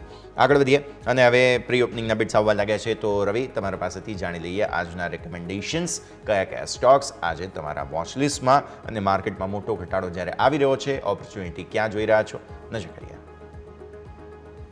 ઝડપી સેક્ટર વાઇઝ આજે જે પોઝિટિવ સાઇડ રહી શકે આ એ લોઅર લેવલ થી પાવર સેક્ટર, સ્ટીલ, હેલ્થકેર અને ઓઇલ અપસ્ટ્રીમ કંપની, મીન્સ કે જે ઓઇલના એક્સપ્લોરેશન સાથે જોડાયેલી કંપનીઓ છે ત્યાં પોઝિટિવ સાઇડ ફોકસ કરવું જોઈએ. થોડું સેલિંગ પ્રેશર રહેશે ઓટોમાં જો હાઈ લેવલે ખુલશે. સેલ્સના ડેટા સારા છે પણ ગ્લોબલ થોડા જે રીઝન્સ છે થોડા વીક છે. મેટલના પ્રાઇસ વધી રહ્યા છે, ઓટો કંપનીના માર્જિન માટે થોડી હિટ કરશે. ટેકનોલોજી સ્ટોક્સમાં થોડું રેઝિસ્ટન્સ રહેશે, ફાઇનાન્શિયલ સ્ટોક્સ છે ત્યાં રેઝિસ્ટન્સ રહેશે. તો સેક્ટર વાઇઝ એક ક્લિયરલી ડિવિઝન છે આજે. મારા હિસાબે હેલ્થકેર વધારે એક બેટર સ્ટોક છે, સાથે સાથે કેમિકલ સ્ટોક્સ છે જે સારા પ્લેસમેન્ટ પર છે. તો આ બધા સ્ટોક્સ પર વધારે ફોકસ કરવું જોઈએ. આજની રિકમેન્ડેશનમાં પહેલી રિકમેન્ડેશન રહેશે જ્યુબિલન્ટ ઇન્ગ્રેવિયા. આ સ્ટોક ઘણું સારા પ્લેસમેન્ટ સાથે ટ્રેડ કરી રહ્યો છે અને સતત મીન્સ કે સ્ટોકમાં પોઝિટિવ ન્યૂઝ અને સેક્ટરમાં પણ પોઝિટિવ ન્યૂઝનો ફ્લો રહ્યો છે. જ્યુબિલન્ટ ઇન્ગ્રેવિયા બાય કરો. 750 સ્ટોપ લોસ સાથે બાય કરવાનું છે. 810 સુધીનું ટાર્ગેટ તમને ત્યાં જોવા મળી શકે છે. તો પહેલી રિકમેન્ડેશન રહેશે જ્યુબિલન્ટ ઇન્ગ્રેવિયા. સેકન્ડ રિકમેન્ડેશન રહેશે એલેમ્બિક ફાર્મા. આ પણ કંપની એક પોતાના નકારાત્મક ટાઈમમાંથી બહાર નીકળી ચૂકી છે. અહીંયા ખરીદી કરવાની છે. 1240 ટાર્ગેટ રહેશે અને ડિફેન્સ સેક્ટરની પણ કંપની છે. ફાર્માસ્યુટિકલમાં આટલો મોટો પ્રોબ્લેમ નથી દેખાઈ રહ્યો. 1150 સ્ટોપ લોસ સાથે ખરીદી કરો અને ઉપરની બાજુ છે એ ટાર્ગેટ 1240 રહેશે. ત્રીજું, આજે મલ્ટિપલ અપડેટ્સ તમે જોશો તો સ્ટીલ સેક્ટર પર આવે છે. Brokerage houses JSW steel, Jindal steel પર પોતાના બુલિશ વ્યૂ દઈ રહ્યા છે. અપગ્રેડ્સ પણ આવે છે. તો મારા હિસાબે આપણે ઘણીવાર JSW સ્ટીલ નો ઉલ્લેખ કર્યો છે. મારા હિસાબે આ કંપનીને ફોકસમાં રાખો. બાય કરવાનું છે અરાઉન્ડ 1014. સ્ટોપ લોસ રાખી શકાય 990 અને ઉપરની બાજુ જે ટાર્ગેટ છે એ 1070 સુધીનો બની શકે છે. 1070 સુધી આગળ જતા ટાર્ગેટ્સ માટે તો આ બધા જ રેકમેન્ડેશન્સ આજે ધ્યાન પર રાખવાના છે. JSW સ્ટીલ, એલેમ્બિક ફાર્મા અને જ્યુબિલન્ટ ઇન્ગ્રેવિયા, બધાના લેવલ્સ તમારા સ્ક્રીન પર નજર જરૂરથી રાખો. આગળ વધીએ. ચર્ચાની શરૂઆતનો છે તે ખાસ મારે સ્ટોક સ્પેસિફિક કરવી છે તે છે અહીંયાથી ખાસ જે મેનકાઇન્ડ ફાર્માના સમાચાર આવ્યા છે સર, બહુ જ મહત્વના. CCI તરફથી જે ભારત સિરમના અધિગ્રહણને મંજૂરી શેર પરચેઝ એગ્રીમેન્ટ સાથે તેમણે કરી છે. ભારત સિરમ જે છે તે બહુ મહત્વપૂર્ણ અમુક વેક્સિન વગેરે જે છે તે ખાસ બનાવે છે, થેરપી, ટ્રીટમેન્ટ વગેરે માટેનું કામ પણ, અને જાણીતું નામ છે. અને તે હવે CCI તરફથી મંજૂરી મળી જવી આ બહુ મોટી વાત છે. સો મેનકાઇન્ડ ફાર્માનો પોર્ટફોલિયો એટલો સરસ એક્સપેન્ડ થશે અને મેનકાઇન્ડ ફાર્માનું ડિસ્ટ્રીબ્યુશન, તેનો ફાયદો ભારત સિરમને મળવા જઈ રહ્યો છે. ઝડપથી જ્યારે આનું લિસ્ટિંગ થયું ત્યારથી અમારો વ્યૂ આના ઉપર બોલિશ રહ્યો છે. બેઝિક રીઝન શું છે કે એ ઘણા સેગમેન્ટમાં આ કંપની ઇન્ડિયાના ટોપ 3 પોઝિશન પર આવે છે. મારા હિસાબે ઘણી સ્ટ્રોંગ કંપની છે. એની જે સૌથી મોટી ડ્રોબેક હતો કે જે સૌથી મોટી ઘટ હતી એ કંપની ફાર્માસ્યુટિકલ અને ડ્રગ બિઝનેસમાંથી વેક્સિનમાં આટલું બધું અને વેક્સિનના રિસર્ચમાં આટલું બધું એનું પ્રેઝન્સ નહોતું. એ પણ જે એક્વિઝિશન છે, હાલાકી કોસ્ટ થોડી વધારે આપી છે પણ છતાં આ એક્વિઝિશન આગળ જતા આ કંપનીને સન ફાર્મા અને સાથે સાથે ડોક્ટર રેડિસ જેવી ઇન્ડિયાની હેવીવેટ કંપનીની હરોળમાં રાખી દે છે. મારા હિસાબે આ લોંગ ટર્મ ઘણું પોઝિટિવ છે. અને સાથે સાથે આજે કદાચ આ ન્યૂઝને એટલી મોટી ઇમ્પેક્ટ ના પડે કારણ કે એક્વિઝિશનના જ્યારે ન્યૂઝ આવ્યા હતા ત્યારથી આ કંપની ઘણું સારું ગ્રોથ આપી દીધો છે, થોડું ઉપરના પ્રાઇસે આવી ગયું છે, પણ ઓલ ઓવર એવું લાગી રહ્યું છે કે જો તમારા પોર્ટફોલિયોમાં હોય તો હોલ્ડ કરાય. નવું ખરીદી કરવી હોય તો 2520 2530 વચ્ચે એને એક્યુમ્યુલેટ કરવાની એક સારી રેન્જ હોઈ શકે છે. અને નીચે જે સ્ટોપ લોસ છે એ તમે રાખી શકો એ 2380 નો, અને ઉપરની બાજુ જે ટાર્ગેટ છે 2780 થી 2800 સુધીના ટાર્ગેટ આ સ્ટોક બતાવી શકે છે. તો કન્ઝર્વેટિવલી 200 થી 250 પોઈન્ટની અપસાઇડ માટે આ સ્ટોકમાં ઘટાડે ખરીદી પણ કરવી જોઈએ. જે લોકો પોતે ઓલરેડી ખરીદી કરીને હોલ્ડ કરી રહ્યા છે, મારા હિસાબે 1-2 વર્ષમાં કંપની સ્ટ્રોંગલી ગ્રોથ કરશે અને ઇન્ડિયાની one of the large cap pharmaceutical કંપનીની હરોળમાં આવી જશે. ક્લિયરલી બહુ જ સરસ. જ્યારે ભારતીય માર્કેટ્સ તમને સાઇઝેબલ કરેક્શન આપી રહ્યા છે, આવી સ્થિતિમાં ઓપોર્ચ્યુનિટી ક્યાં ક્યાં મળશે તેની આજે ખાસ અમે ચર્ચા કરી રહ્યા છીએ, અને તેમાંથી એક છે મેનકાઇન્ડ. બહુ જ સરસ રોકાણની તક અત્યારે ફિલહાલ રવિ સરે જેમ સલાહ આપી તેમ જો કોઈ પણ આજે ઘટાડો તમને મળે છે તો પૂરા ચાન્સીસ છે કે સારી એન્ટ્રી પોઈન્ટ તમને મળી જશે. હજુ એક ફાર્મા કંપની આજે સર ફોકસમાં છે, તે છે ઝાયડસ લાઈફ. યુએસએફડીએ દ્વારા એક બહુ મહત્વપૂર્ણ દવા છે એન્ઝેલ્યુટામાઇડ. આ દવા જે છે તેનો પ્રોસ્ટેટ કેન્સર માટે ઉપયોગ થાય છે. તેની 40 અને 80 મિલીગ્રામની દવાનું ઉત્પાદનને શરતી મંજૂરી, એટલે કે અમુક જે કહેવાય ને કે રૂલ્સ રેગ્યુલેશન્સની સાથે મંજૂરી મળી છે, અને આ દવા ખૂબ જ મહત્વપૂર્ણ. સો યુએસએફડીએની મંજૂરી બાદ હવે ઝાયડસ લાઈફ પણ આજે સર ખાસ ફોકસમાં. આમ પણ માર્કેટ ઘટી રહ્યું છે, સો ફાર્મા સ્ટોક્સ ડિફેન્સિવ તરીકે ગણવામાં આવતા હોય છે, તો આમને બહુ જ સરસ તક છે આજે સારી તેજી બતાવવાની. સર ઝડપથી ફાર્મા સેક્ટરની મારી આ ટોપિક છે, અને હું ઝાયડસ લાઈફ પર ઘણા ટાઈમથી એક્વિઝિશન કરું છે.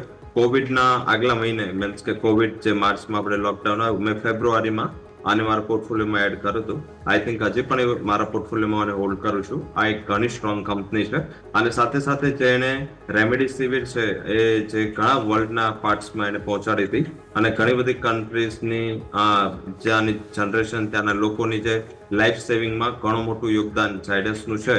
અને એના હિસાબે તમે જોશો તો યુએસએફડીની અપ્રુવલ પણ ઉત્તરોત્તર આ સ્ટોક કંપનીને મળી રહેશે. મેં મીન્સ કે એની આખી ગ્રોથ સાયકલ જોઈ છે. છેલ્લા કોવિડ પછીના 3 થી 4 વર્ષમાં જે યુએસએફડીની નવી અપ્રુવલ્સ મળી છે એ આગળ જતા આ કંપનીના ગ્રોથ ડ્રાઈવર બની શકે છે. અને આમ થોડું ઓવર વેલ્યુએશન હતું, ઉપર 1320 જઈને આવી.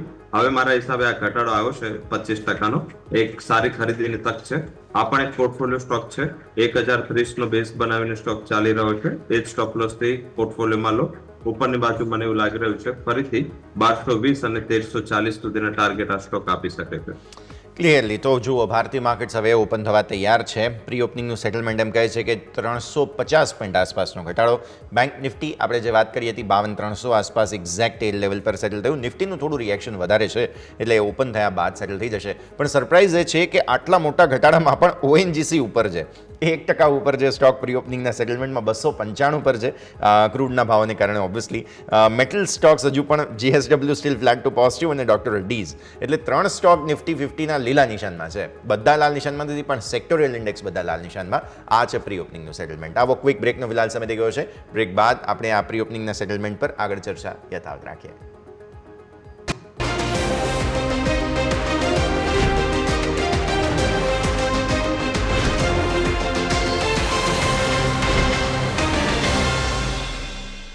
બ્રેક બાદ સ્વાગત છે. ભારતીય માર્કેટ્સ આપણે જોઈ રહ્યા છીએ સાઇઝેબલ કરેક્શન સાથે ઓપન થવા તૈયાર છે. મિડ કેપ, સ્મોલ કેપ બધાની હાલત ખરાબ છે.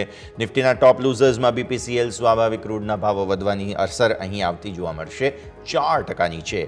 બજાજ ઓટો 3.5%. અચ્છા, by the way Nifty auto આજનો ટોપ લૂઝિંગ સેક્ટર છે, એ પણ ધ્યાનમાં રાખો. ટાટા મોટર્સ ઓલમોસ્ટ 939 પર. બહુ હેવી સ્ટોક્સ જે છે તે તમને સાઇઝેબલ કરેક્શન સાથે જોવા મળી રહ્યા છે. Even IT stocks HCL tech top લૂઝરમાં તમને એલએનટી જોવા મળે છે, રિલાયન્સ જોવા મળે છે 2873 પર, એટલે કે 2900થી પણ નીચે આવી ગયો છે રિલાયન્સ. બહુ જબરદસ્ત વેચવાલી અહીંયા જોવા મળી રહી છે. આઈટીસી ડિફેન્સિવ સ્ટોક હોવા છતાં પણ વેચવાલી માત્ર ઓએનજીસી મેં જેમ કહ્યું તેમ ટોપ ગેઇનર તરીકે સામે આવ્યો છે. અત્યારે ફિલહાલ સૌથી ઓછો ઘટાડો બેંક નિફ્ટીમાં જોવા મળી રહ્યો છે, તે છે ઇન્ડસઇન્ડ બેંક. અને આટલા મોટા રિએક્શન પછી પણ એચડીએફસી બેંક તમે જુઓ માત્ર 0.5% ડાઉન છે. બાકી કેનરા બેંક, ફેડરલ બેંક આ બધા 2, 2.5, 3%. આઈસીઆઈસીઆઈ બેંક 0.5% ડાઉન છે, પણ એચડીએફસી બેંકે 1700 તોડ્યું નથી. આ બહુ સારી વાત છે. પૂરી ચાન્સીસ, પૂરી પોસિબિલિટીઝ તમને જોવા મળી રહી છે કે અહીંયાથી મે બી સપોર્ટ લઈને ઉપર આવે. પણ હા, શરૂઆતી રિએક્શન તો થોડું વાઇલ્ડ તમને જોવા મળી રહ્યું છે. રહેશે, અત્યારે તો રહેશે. પછી હવે ઓપનિંગ બાદ શું થાય છે તેને આપણે ખાસ ધ્યાન પર રાખીએ. Auto top losing, real estate, PSE, public sector enterprises બધા જ ટોપ લૂઝિંગમાં અત્યારે ફિલહાલ જોવા મળી રહ્યા છે. કન્ઝ્યુમર ડ્યુરેબલ્સ, ઇન્ફ્રાસ્ટ્રક્ચર સ્ટોક્સ બધામાં વેચવાલી તમને અત્યારે ફિલહાલ આવતી જોવા મળશે. તો શરૂઆત તો ખરાબ થઈ રહી છે. આગે દેખતે हैं होता है क्या. આવો નેક્સ્ટ સ્ટોક અમારા ધ્યાન પર છે તે છે અશોકા બિલ્ડકોન. આજે સમાચાર છે MMRDA તરફથી, એટલે કે Mumbai metropolitan region development authority, તેમના તરફથી 474 કરોડનો એક ઓર્ડર મળ્યો છે જે કલ્યાણથી પૂના જતો એક રસ્તો છે તેને એલિવેટેડ રોડ બનાવશે. અને આ સિવાય અન્ય 2 પ્રોજેક્ટ પણ છે કે જેના ઓર્ડર પણ મળતા જોવા મળ્યા છે. બધું કમ્બાઇન્ડ વેલ્યુ 2 બીજા પ્રોજેક્ટની 1264 કરોડ છે. એટલે બધું મળીને સારા ઓર્ડર મળેલા છે. આવો એક વખત ડિસ્કસ કરીએ આપણે અહીંયાથી. અશોકા બિલ્ડકોન સર, સમાચાર છે નવા ઓર્ડર મળ્યા છે મુંબઈ ડેવલપમેન્ટ ઓથોરિટી તરફથી, MMRDA તરફથી, અને આવી સ્થિતિમાં સારું એક્શન પોસિબલ છે સ્ટોકમાં. અશોકા બિલ્ડકોન ઝડપથી આગળ જ્યારે આપણે ઇન્ફ્રાની જ્યારે રિકમેન્ડેશન્સની વાત કરી ત્યારે L&T સાથે આપણે અશોકા બિલ્ડકોનની પણ વાત કરી હતી. આ બહુ સારા પ્લેસમેન્ટ પર છે. આ પણ સ્ટોક એવું છે કે લાઈક મુંબઈ મહારાષ્ટ્ર બેઝ ઘણા બધા મીન્સ કે જો તમે મુંબઈ પણ ટ્રાવેલ કરો, આઈ થિંક ઘણી બધી સાઇટ્સ મુંબઈ સિટીમાં અને આસપાસના વિસ્તારમાં એની ઓપન છે. અને મીન્સ કે જે અત્યારે પ્રોજેક્ટ છે, પ્રોજેક્ટની કેપેસિટી પણ ઘણી સારી દેખાઈ રહી છે. મારા હિસાબે રેવન્યુ રિયલાઇઝેશન પણ ઘણું સ્ટ્રોંગ થશે. ખરીદી કરીને ચાલુ જોઈએ. આજે થોડો ગેપ અપ ખુલી રહ્યો છે 3.5%, પણ જો નીચેમાં 240 આસપાસ મળી જાય છે, મારા હિસાબે ખરીદીની એક સારી તક છે. સ્ટોપ લોસ રાખી શકાય શોર્ટ ટર્મમાં 226, ઉપરની બાજુ 264 સુધીનું, મીન્સ કે કરંટ લેવલથી ઓલમોસ્ટ મીન્સ 8 થી 9% સુધીનું એપ્રિસિએશન પ્રાઇસમાં મળી શકે છે. ડેફિનેટલી સારી કંપની છે, સ્ટ્રોંગ કંપની છે. હાલમાં થોડું કરેક્શન આવતું as a part of profit booking, પણ લાંબા સમયમાં મને એવું લાગી રહ્યું છે કે આ ઘટાડો એ ખરીદીની તક તરીકે જોવું જોઈએ. બિલકુલ, ઘટાડાને ખરીદીની તક તરીકે જોવાની સલાહ અહીંયાથી ખાસ બનતી જોવા મળી રહી છે. નજર રાખવાની રહેશે. આવો ભારતીય માર્કેટ્સ ઓપનિંગ તરફ જઈ રહ્યા છે. મિડ કેપ, સ્મોલ કેપ, જેમ મેં કહ્યું તેમ હાલત ખરાબ છે બધાની. મિડ કેપ 1.5% નીચે છે, સ્મોલ કેપ 1.5% નીચે છે, નિફ્ટી ઓલમોસ્ટ 1.25% વધુ નીચે છે, અને બેંક નિફ્ટી 1% વધુ નીચે અત્યારે ફિલહાલ જોવા મળી રહ્યા છે. તો શરૂઆતી ઇમિડિયેટ રિએક્શન આજના દિવસે વાઇલ્ડ છે. 2 સમાચારો હતા, એફિડોના નિયમોના સમાચારો, અને સાથે તમને જીઓપોલિટિકલ ટેન્શન બધાનું રિએક્શન આવતું જોવા મળી રહ્યું છે. જોઈએ હવે ઓપનિંગ બાદ શું પ્રકારની સ્થિતિ બને છે. 25,452ની સાઇઝેબલ ઘટાડાની ઓપનિંગ, ઇવન 500ના આપણા એન્ટિસિપેશનથી પણ બીજા 50 પોઈન્ટ નીચે, એટલે બહુ મોટો ઘટાડો. આજના દિવસે એક્સપાયરી પણ છે. આવી સ્થિતિમાં માર્કઅપ થવાના પૂરા ચાન્સ તમને જોવા મળી રહ્યા છે. ભારતીય માર્કેટ્સ ઓપન થઈ રહ્યા છે તમારા સ્ક્રીન પર 25,500 પર તુરંત જ આવી ગયા. શરૂઆતી રિએક્શન એકદમ વાઇલ્ડ આવતું જોવા મળી રહ્યું છે. હવે જોઈએ આગળ શું પ્રકારની સ્થિતિ થતી જોવા મળે છે. બાકી અત્યારે તો ફિલહાલ શરૂઆતી રિએક્શન તમને આપતો જોવા મળી રહ્યો છે. નિફ્ટી, બેંક નિફ્ટી જોઈ લો, 52,300 થી 52,400 ઉપર આવ્યા છીએ ફરી એકવાર. અત્યારે નિફ્ટી પણ 25,600 પર આવવાની કોશિશ થઈ રહી છે. તુરંત જ રિએક્શન આપ્યા બાદ માર્કેટ્સ ઉપર આવવાની કોશિશ કરી રહ્યા છે. સ્મોલ કેપમાં હાલત હજુ પણ ખરાબ છે. 1.5% વધુ નીચે 19,000 તોડી દીધું છે અત્યારે ફિલહાલ. અને મિડ કેપ અહીંયા પણ તમને વેચવાલીના જ સંકેત આવતા જોવા મળે છે. પણ નિફ્ટીએ શરૂઆતી રિએક્શન જે છે તે તુરંત જ આપી દીધું. 25,600 ઉપર તરફ આવી ગયા છીએ, નીચે 25,451ના લોથી, એટલે 451ના લોથી સીધા ઉપર 600-250 પોઈન્ટ તો આમ જ સ્વિંગ બતાવી દીધા. અને હવે જોઈએ આગળ સેટલ કઈ રીતે થાય છે. નિફ્ટી વિક્સ અત્યારે શરૂઆતમાં આપણે જેમ જોયું તેમ 11.69 થી 12.98, એટલે કે આ પરિસ્થિતિ અહીંયા પણ તમને હવે રસપ્રદ રહેતી જોવા મળશે. જોઈએ હવે આગળ અહીંયા શું રિએક્શન આવતું જોવા અત્યારે ફિલહાલ મળે છે. જેમ મેં વાત કરી હતી, ONGC ટોપ ગેઇનર છે, JSW સ્ટીલ ટોપ ગેઇનર છે, હિન્ડાલ્કો, ટાટા સ્ટીલ ફરી એકવાર મેટલ જ અત્યારે નિફ્ટીને સંભાળવાની કોશિશ કરે છે. વેચવાલી Eicher, BPCL, M&M, Tata motors, એટલે કે ઓટો સ્ટોક્સ અને ક્રૂડ સાથે જોડાયેલા સ્ટોક્સ બધામાં વેચવાલી. રવિ, ઓપનિંગનું રિએક્શન લઈ લઈએ. ઝડપથી જે રીતે અનુમાન હતું, મેટલ સ્ટોક્સ ઘણું સ્ટ્રોંગ કરી રહ્યા છે. JSW steel, Tata steel, Vedanta બધા જ જે મેટલ કંપનીઓ છે ત્યાં ઘણું સ્ટ્રોંગ બાયસ ચાલી રહ્યું છે. JSW સ્ટીલ ટોપ ગેનર છે મેટલ સ્ટોક્સમાં, અને સારી એવી 3%ની તેજી સાથે ચાલ્યું છે. આઈ થિંક હવે જિંદાલ સ્ટીલ પણ 2.5-3%ની તેજી બતાવી ચૂક્યું છે. મારા હિસાબે અહીંયા ફોકસ કરવું જોઈએ. આ સેક્ટર છે એ થોડું બેટર લાગી રહ્યું છે. અને હજી પણ એવું લાગી રહ્યું છે કે આ સેક્ટરમાં જ રહેવું જોઈએ. એમાં કમ્પેરેટિવ હવે આટલા ઉછાળામાં ઘટાડે જિંદાલ સ્ટીલ, કારણ કે JSW સ્ટીલ આપણા પ્રાઇસે જ ઓપન થયો હતો અને ત્યારબાદ હવે વધ્યો છે. હવે જિંદાલ સ્ટીલને ફોકસ કરો, 1040 થી 50 વચ્ચે બાય કરો. આજનો લો 1027 નો સ્ટોપ લોસ રહેશે, ઉપરની બાજુ 1078 સુધીના ટાર્ગેટ આ કંપની બતાવી શકે છે. તો મારા હિસાબે હજી પણ સ્ટીલમાં ખરીદારી કરવાની સલાહ છે. JSW સ્ટીલમાં આપણો ટાર્ગેટ 6 રૂપિયા દૂર રહ્યો છે. 1070 નો ટાર્ગેટ હતો, ઓલરેડી હવે 6 રૂપિયા દૂર છે. મારા હિસાબે 1070 આસપાસ આવે છે તો ત્યાં એકવાર નફો બાંધી લેવો જોઈએ. ઓકે, સો પ્રોફિટ બુકિંગની સલાહ પછી અહીંયા એકવાર હવે મેટલ સ્ટોક્સમાં ફાઇનલી આવતી જોવા મળી રહી છે. હિન્દાલ્કો સહિત બધા જ સ્ટોક્સમાં સારી તેજી અત્યારે ફિલહાલ થોડું પ્રોફિટ બુક કરી લેવાની સલાહ બની રહી છે. આવો એક ક્વિક બ્રેકનો સમય. બ્રેક બાદ આપણે ભારતીય માર્કેટ્સના ઓપનિંગને સેટલ થઈ જવા દઈએ અને ત્યારબાદ વધારે ચર્ચા યથાવત રાખીશું.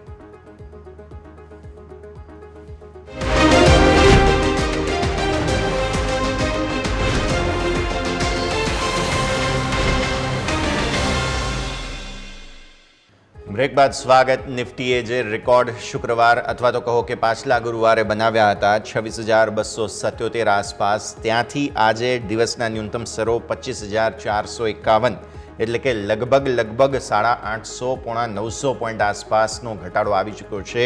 અત્યારે ફિલહાલ કોશિશ નિફ્ટીની પૂરી છે 25,500ને જાળવી રાખવાની, અને બેંક નિફ્ટીએ રેકોર્ડ બનાવ્યા હતા 54,467, ત્યાંથી 52,300 પર, એટલે કે 2,000 પોઈન્ટથી પણ વધુની વેચવાલી રેકોર્ડથી અત્યાર સુધીમાં આવી ચૂકી છે. પણ બેંક નિફ્ટીની હાલત આમ પણ પહેલાંથી ખરાબ હતી. આજે ફિલહાલ જે આપણે જોઈ રહ્યા છીએ, જેમ મેં શરૂઆતમાં કહ્યું હતું તેમ, અત્યારે HDFC બેંક કોશિશ કરી રહ્યો છે બેંક નિફ્ટીને સાચવવાની. રવિ, એક વખત HDFC બેંક પર નજર કરીએ. 1700 બહુ સરસ રીતે ડિફેન્ડ કરી રહ્યો છે સ્ટોક. બેંક નિફ્ટીને મેનેજ કરવાની કોશિશ પણ HDFC બેંક કરી રહ્યો છે. સર, સારો ભાવ અત્યારે મળી રહ્યો છે. લોંગ ટર્મ પોઝિશનલ જેમને ખરીદવું છે ખરીદી શકે? જરૂરથી આ કંપની થોડી ડિફેન્સિવ છે. HDFC bank, Reliance, I think અહીંયા ઓલવેઝ જ્યારે ઇન્ડેક્સમાં એડવર્સ ટાઈમ હોય ત્યારે સપોર્ટ મળતો હોય છે. હાલાકી લાસ્ટ મોમેન્ટમ સુધી સસ્ટેન રહેવું જરૂરી છે. બટ અત્યારે ડેઝ લો પર ફરીથી આવી ચૂક્યો છે અને આ નીચર રિએક્શન હતું જે ટોપ કરું. નીચેમાં જો એ તમને 1700 થી આસપાસ મળી જાય તો ત્યાં ખરીદારી કરવી જોઈએ. લોંગ ટર્મ હોલ્ડિંગ માટે ઘણો સારો સ્ટોક છે. અહીંથી 1% કરેક્શનની રાહ જુઓ. જો ઘટાડે મળે છે તો મારે હિસાબે ખરીદીની તક તરીકે જોવું જોઈએ. અધરવાઇઝ અત્યારનો એક છે હમણાંના આવતા 2 થી 3 ટ્રેડિંગ સેશન, મારા હિસાબે એક સારું એવું મંત્ર ધ્યાન રાખો. એમાં એ છે કે કેશ બેઝ સ્ટોક્સ છે, જે લોકો ટ્રેડર પણ છે એ લોકો F&O બેઝ સ્ટોક્સ ને જે નિફ્ટી 50 યા સેન્સેક્સ 30 ના સ્ટોક્સ છે એ અવોઇડ કરો, અને જે સ્મોલ કેપ કંપનીઓ છે, મિડ કેપ કંપનીઓ છે, જેને આપણે બ્રોડર માર્કેટ કહીએ છીએ, ત્યાં વધારે ફોકસ કરો. જે નોન F&O સ્ટોક છે ત્યાં મારા મત મુજબ સારી ખરીદારી જોવાઈ શકે છે. એમાં કેમિકલ, ફાર્માસ્યુટિકલ અને મેટલ, આ 3 સેક્ટર છે, ત્યાં ફોકસ કરી શકાય. ક્લિયરલી તો આ બધા કેમિકલ, ફર્ટિલાઇઝર, ફાર્મા, આ બધા જ સેક્ટર્સ છે કે જેમાં જબરદસ્ત એક્શન હજુ પણ જોવા મળી શકે છે. સર, આગળ વધીએ. આઈશર મોટર્સ, ઓટો સ્ટોક્સ વાત કરી લઈએ. હાલત ખરાબ છે બધાની, પણ નંબર્સ બહુ સારા આવ્યા છે. આઈશર અને હીરો બંને પોતાના અનુમાનો છે તેને બીટ કર્યા, એટલે કે ટુ વ્હીલર ઇન્ડસ્ટ્રી જે છે તે અનુમાનથી સારું પરફોર્મ કરી રહી છે. સર, આ પહેલાં એક વખત રિવ્યૂ લઈ લઈએ. તહેવારોની સિઝન છે અને અનુમાનથી સારા નંબર્સ તહેવારોના 1 મહિના પહેલાં જોવા મળ્યા આપણને. હા, માર્જિન ત્યાં થોડો પ્રોબ્લેમ રહેશે. આઈ થિંક કે જેમણે પણ સેલ સાઇક કર્યા છે એ તમામે બહુ મોટા ડિસ્કાઉન્ટ છે એમને પોતાના કન્ઝ્યુમરને ઓફર કર્યા છે. પર્ટિક્યુલર જે લોકો EVમાં છે, EVના જે પણ સપોર્ટ છે, લાઈક બજાજ છે અને ચેતકનો સપોર્ટ મળ્યો છે, TVS ને EVનો સપોર્ટ છે. અહીંયા માર્જિન્સ ઘણા કસાય છે. 30 હજાર સુધીના ડિસ્કાઉન્ટ મળ્યા. તો આઈ થિંક માર્જિન્સમાં મને એવું લાગી રહ્યું છે કે ત્યાં ડિસ્કાઉન્ટ આપવાથી થોડું પ્રેશર રહેશે. અને એના જ હિસાબે તમે જોશો આઈશર મોટર ગઈકાલનો ક્લોઝ હતો એના કરતા આજે 250 પોઈન્ટ ડાઉન હતો એકવાર, અને એક નીચર 4700 નો લો મારીને અત્યારે 4840 આવી ગયો છે. મારા હિસાબે ખરીદી કરવી હોય તો લોઅર લેવલે આજનો લો જ્યાં છે 4700, મારા હિસાબે ખરીદીની તક છે. ઓટો સેલ્સમાં ક્યાંય પણ ક્વેશ્ચન માર્ક નથી. મોન્સૂન પણ સારું છે, રવિ ખરીફ બંને સિઝન સારી રહેશે. મારા હિસાબે થોડું પીવીમાં મને એવું લાગી રહ્યું છે કે સેલ્સ હજી પણ ક્વેશ્ચન માર્ક વાળું છે. બટ EVના હિસાબે જે ટુ વ્હીલર કંપનીઓ છે ત્યાં મને એવું લાગી રહ્યું છે સારું ટ્રેક્શન હશે. ટુ વ્હીલર કંપનીમાં જવું હોય તો TVS મોટર પર વધારે ફોકસ કરવું જોઈએ. આઈ થિંક ત્યાં વધારે હજી પણ પ્રોબેબિલિટી છે કે આજનું જે નીચર રિએક્શન છે કે જે થોડું ડાઉન છે એ પ્રોટેક્ટ થઈ જશે. ઓકે, સો વ્યૂ આ પ્રમાણે અહીંયાથી ખાસ બનતો જોવા મળી રહ્યું છે. નજર રાખીએ ઓટો સ્ટોક્સ પર. અત્યારે ફિલહાલ પરિસ્થિતિ એક્શન જે છે તે ભરપૂર રહેતું તમને જોવા મળી રહ્યું છે. સર, હવે ક્રૂડના જે સમાચારો આવ્યા છે તેને કારણે પેઇન્ટ સ્ટોક્સમાં સ્વાભાવિક ફરી એકવાર રિએક્શન આવતું જોવા મળે. એશિયન પેઇન્ટ્સ ફરી એકવાર ઘટાડામાં છે. માંડ થોડી તેજી મળી હતી પણ હવે સપોર્ટ ખસકી રહ્યા છે. થોડું ટેન્શન રહેશે કે હવે તહેવારોની સિઝનને કારણે ફરી એકવાર રિકવર થઈ શકે સ્ટોક? હા, જો સસ્ટેન રહેશે ક્રૂડ અપ આવે તો ડેફિનેટલી આ ટેન્શનની વસ્તુ છે, કારણ કે આઈ થિંક જે રીતે કંપનીઓ છે એને પ્રાઇસ હાઇક લીધા છે, મને નથી લાગી રહ્યું કે લાસ્ટ ક્વાર્ટરના માર્જિન્સમાં કોઈ મોટું હિટ પડે. અને લાસ્ટ ક્વાર્ટરમાં તો એક્સ્ટ્રાઓર્ડિનરી કંપનીઓના માર્જિન રહ્યા હતા. સાથે ફેસ્ટિવિટીની સિઝન પણ છે, દિવાળી નજીક છે, અને આજે અત્યારે ક્વાર્ટર ચાલી રહ્યું છે ડિસેમ્બર વાળો. એક ક્વાર્ટર આ કંપનીઓ માટે ઘણું સ્ટ્રોંગ ક્વાર્ટર હોય છે. તો આઈ થિંક મને એવું લાગી રહ્યું છે કે આમાં એક ખરીદીની તક તરીકે જોવું જોઈએ. ક્રૂડ સસ્ટેન નથી રહેવાનું. યુએસ ઇલેક્શન છે, યુએસ પૂરતી ટ્રાય કરશે આ ટેન્શન છે એને ઇઝ કરવાનું. તો મારા હિસાબે બર્જર પેન્ટ, એશિયન પેન્ટ આમાં જો કરેક્શન મળે છે અને જો નીચેના પ્રાઇસ મળે છે, મારા હિસાબે આ સેક્ટરમાં ખરીદીની તક તરીકે જોવું જોઈએ. એશિયન પેન્ટ અત્યારે 3200 આસપાસ ચાલી રહ્યો છે, 3150 થી 60 આસપાસ મળે છે. ખરીદી કરી લો, પોર્ટફોલિયો સ્ટોક છે. ઉપરની બાજુ ફરીથી એકવાર 3300 સુધીના એક ટ્રેડિંગ ટાર્ગેટ આ સ્ટોક આપી શકે. ક્લિયરલી તો વ્યૂ આ પ્રમાણે એશિયન પેઇન્ટ્સ માટે બનતું જોવા મળી રહ્યું છે. નજર રાખવાની રહેશે. સર, ડાબર માટે જે છે તે ખરાબ સમાચાર આવ્યા છે. બિઝનેસ અપડેટ એવું કહે છે ડાબરના કે જે સમગ્ર દેશભરમાં પૂર, અતિવૃષ્ટિ આ બધાને કારણે થઈને એમના સેલ્સ, એમના પ્રોફિટેબિલિટી, એમના માર્જિન્સ આ બધા પર અસર પડશે. પર્ટિક્યુલર કેટેગરી વાઇઝ છે, જેમ કે મસાલા, બાદશાહ મસાલાએ સારું પરફોર્મ કર્યું છે, પણ બાકી અન્ય જે અપડેટ્સ છે તે એવું કહી રહ્યા છે કે બેવરેજીસમાં પર્ટિક્યુલરલી સેલ્સ બહુ ઘટશે તેવી સ્થિતિ બની છે અત્યારે ફિલહાલ. ડાબર સર, આ જે બિઝનેસ અપડેટ છે તે બાદ કઈ રીતે જોઈએ? અને અગેન આ એક ત્રિમાસિક તો છે, પણ આગળના ત્રિમાસિકને આપણે પછી જે રિકવરીના છે, સ્લો રિકવરી થાય, કઈ રીતે થાય એ પણ સમજવું ખાસ જરૂરી રહેશે. ડાબરમાં ડેફિનેટલી ન્યૂઝ ખરાબ છે અને મિડ સિંગલ ડિજિટનો ડિગ્રોથ ઓલવેઝ એનો મિડ સિંગલ ડિજિટનો ગ્રોથ હોય છે. એટલે જો તમે બંનેનું કન્ઝર્વેટિવલી પણ લો તો 10% વોલ્યુમ ડિગ્રોથ છે. અને જો એફએમસીજી કંપનીઓને ક્યારે પણ આટલો મોટો ડિગ્રોથ હોય તો એના માર્જિન્સ અને પ્રોફિટેબિલિટી ઉપર ખાસી અસર થતી હોય છે. મારા હિસાબે નીચેના લેવલથી થોડી રિકવરી આવી ચૂકી છે. થોડી ઓર રિકવરી આવે અને 620 610 આસપાસ મળે છે, એકવાર એક્ઝિટ કરી લેવું જોઈએ. મારા મત મુજબ જે થોડું ક્વાર્ટર છે ખરાબ રહી શકે છે. સાથે જે બહારના ફેક્ટર છે એમાં પર્ટિક્યુલર ઇન્ડિયાની ઘણી બ્રાન્ડ છે, મસાલા બ્રાન્ડ છે, એમને એક્સપોર્ટ માટેના પ્રતિબંધ ઓલરેડી છે. તો બાદશાહ મસાલાને આ ક્વાર્ટર એ પણ હિટ પડશે. અને જે ગ્લોબલી મીન્સ કે એમના એક્સપોર્ટ છે એને લઈને તો ઓલરેડી કન્સર્ન છે જ. સાથમાં અત્યારે બિહાર અને આસામની સિચ્યુએશન થોડી હજી પણ પૂર વાઇઝ ટેન્સ છે. તો મારા હિસાબે અહીંયા અવોઇડ કરી દેવું જોઈએ. થોડું વેચવાનો જ કોલ વધારે લેવો જોઈએ. આમાં જો જવું હોય તો આઈ થિંક મેરિકો એક બેટર પ્લેસ કંપની છે. આઈ થિંક એને કીધું છે કે એમના માર્જિન હિટ થશે, પરંતુ ઓલ ઓવર સેલ્સ ગ્રોથ ત્યાં મને સારો દેખાઈ રહ્યો છે, સ્ટ્રોંગ દેખાઈ રહ્યો છે. અહીંયા ફોકસ કરો. જે લોકો ડાબરમાં છે એ લોકો મેરિકોમાં શિફ્ટ થઈ શકે છે. 690 આસપાસ ખરીદી કરો. નીચેની બાજુ 680 નો સ્ટોપ લોસ અને ઉપરની બાજુ આ કંપની 780 સુધીનો ટાર્ગેટ આપી શકે છે. 780 આગળ જતાં તમને જોવા મળી શકે છે. બહુ જબરદસ્ત એક્શન જે છે તે અત્યારે ફિલહાલ જોવા મળી રહ્યું છે. નજર રાખવાની રહેશે. આગળ વધીએ. જે ખાસ માર્કેટ પાર્ટિસિપન્ટ્સ છે રવિ, એક વખત સમજી લઈએ, બિકોઝ F&Oના નિયમો આ તે ઘણું બધું એક્શન છે, પ્લસ હવે તો ફિક્સ ચાર્જીસ થઈ ગયા છે બધાના. BSE આજે ખાસ જબરદસ્ત તેજીમાં છે, 3-3.25% આસપાસ, ઓલમોસ્ટ 4000 પહોંચવા આવી રહ્યો છે સ્ટોક. એક વખત સમજી લઈએ સર માર્કેટ પાર્ટિસિપન્ટ્સને, આને કારણે જે તમે શરૂઆતમાં સમજાવ્યું, BSE છે, MCX છે, આ બધા સ્ટોક્સ તમને લાગે છે કે અહીંયા હોલ્ડ કરી રાખવું જોઈએ આગળ, કેમ કે NSE IPO પણ બહુ જલ્દી આવશે? હવે NSE ને IPO ને ડીલે કરવું પડશે. આઈ થિંક NSE ને પહેલેથી પ્રોબ્લેમ રહ્યો છે. NSE જ્યારે IPO લાવે છે ત્યારે કંઈક આવું આવી જાય છે. પહેલી વાર જ્યારે IPO માટે ફાઇલિંગ કરું ત્યારે એમનું કોલોકેશનના કેસનું મોટું હેંગઓવર રહ્યું. અત્યારે બધું ક્લિયર થઈ ગયું, ત્યાં વોલ્યુમ હેંગઓવર આવી ગયું. મારા હિસાબે બહુ બેટર અને બહુ રોઝી પિક્ચર હતું, પણ હવે આગળ જતા NSE માટે થોડું ચડાણ કપરું છે. હાલાકી જે BSE અને MCX વધ્યા છે આ બંનેને બેનિફિટ થવાનું છે, કારણ કે જે મોનોપોલી હતી NSE ને 4-5 ઇન્ડેક્સ લઈને NSE સારી રીતે મેનેજ કરતું હતું, થોડું એવું માર્કેટ એક્સપેક્ટ કરી રહ્યું છે કે હવે થોડું ઇક્વલ પ્રેઝન્સ રહેશે. NSE સાથે BSE, MCX આ ત્રણેયને આનો બેનિફિટ મળશે. MCX મારા હિસાબે વધારે બેટર પ્લેસ છે BSE કરતા. અહીંયા વધારે ફોકસ કરી શકાય, કારણ કે અત્યાર સુધી જે લોકો કોમોડિટી ઓપ્શન્સ પોતે જોતા નહોતા એ પણ લોકો પોતાના બાસ્કેટમાં ઓપ્શન્સને યુઝ કરશે.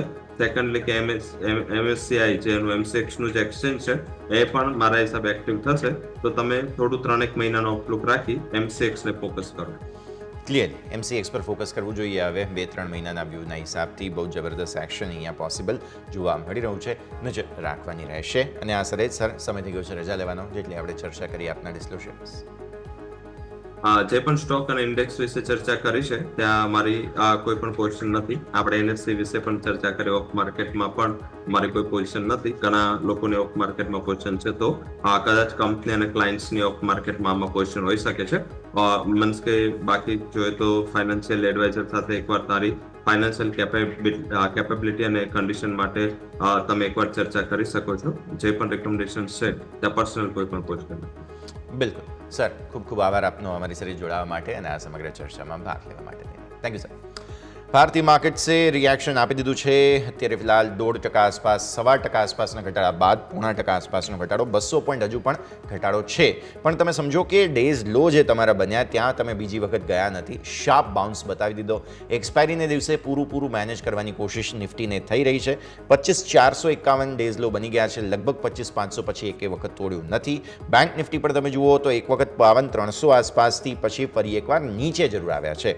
સો 52,582, 52,300 આ બંનેની વચ્ચે અત્યારે ફિલહાલ એક્ઝેક્ટ છે. બેંક નિફ્ટી થોડો નર્વસ હજુ પણ છે, પણ નિફ્ટીને પૂરી કોશિશ થઈ રહી છે કે મેનેજ કરવામાં આવે. લેટ સી આગળ હવે કઈ રીતે ઓપનિંગના સેટલમેન્ટ બાદ તમને એક્શન આવતું જોવા મળે છે. પણ આ સાથે જ આ શોમાં હાલ બસ આટલું જ. મને યશના આપશે રજા. આગળના અપડેટ્સ માટે આપ જોતા રહો ન્યૂઝ કેપિટલ ગુજરાત.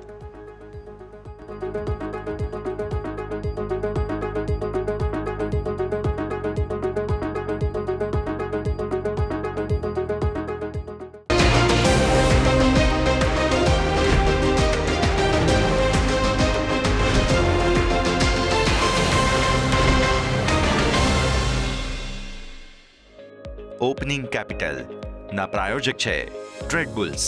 अब ट्रेडिंग सबके बस की बात है.